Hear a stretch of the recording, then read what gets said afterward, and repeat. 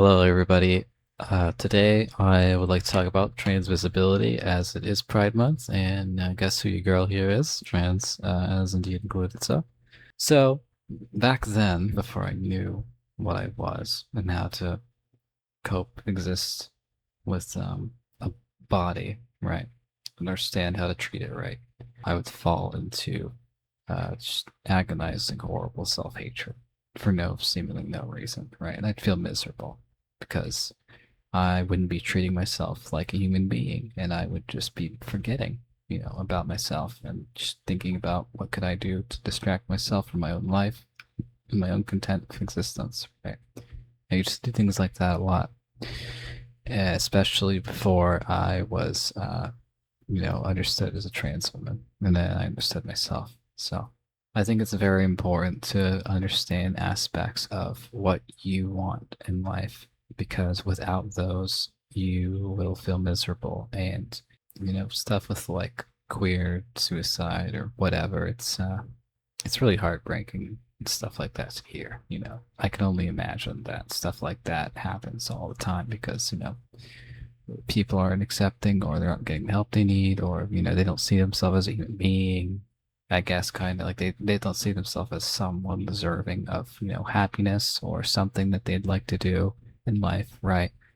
And I think that life is all about finding what you would like to do and what you like to create and express yourself with, and that is the life, what makes life worth living, or at least one of the many things it does. There is a disease within your mind telling you that you don't deserve to exist. It usually happens because, there's just something that isn't being seen, recognized, or sought after, right?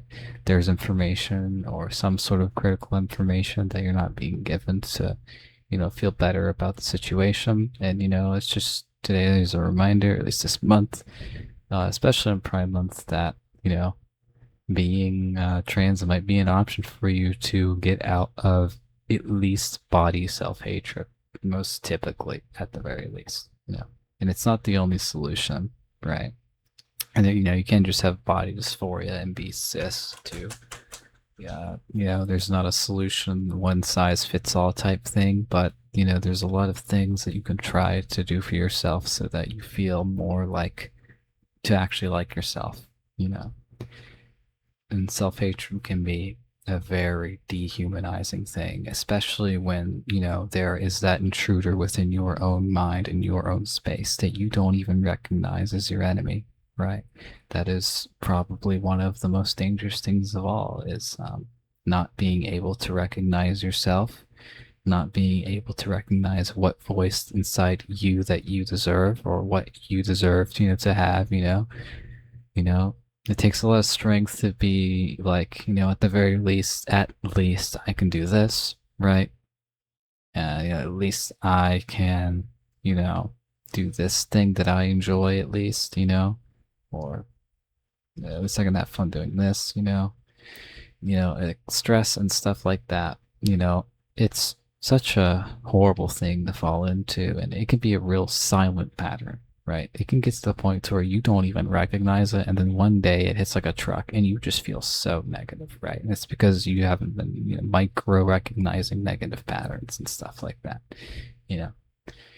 And it's completely normal sometimes too to just be completely exhausted, and just not know what you're doing because, as I like to say, we're all living and people love to make other people feel different. In reality, we are all just trying to make it, we're all trying to distribute resources and make sure that everybody gets what they need.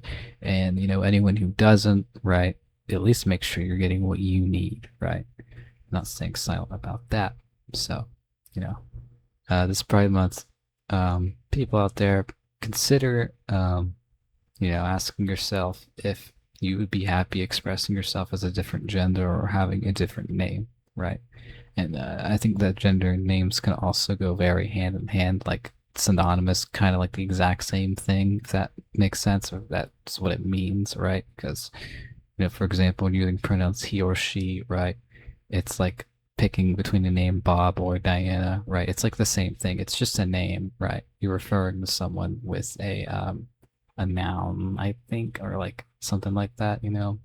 You're referring to someone with a, you know, a notifier or a notification, like I'm talking to this vessel or this person, and this is their name or this is a pronoun, which means basically kind of means the exact same thing. But to get more specific, you'd probably go with, you know, calling someone by their name if there's multiple, you know, people that express the same pronoun.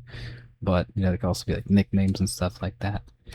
You know, to just socialize and, you know, talk with people. You know, it's not a crazy thing. Not a crazy thing at all. It took me a long time to not feel crazy about saying that I was who I am today, right? And it's because it's just such a rare thing. It's not talked about enough. You know, one day you can be so sure who you are, and then the next day you don't know anything at all, and stuff changes like that all the time. But who knows? Yeah. I think that I've ran out of stuff to talk about today. So wishing you all a happy Pride Month, and make sure to protect your mental health the best you can.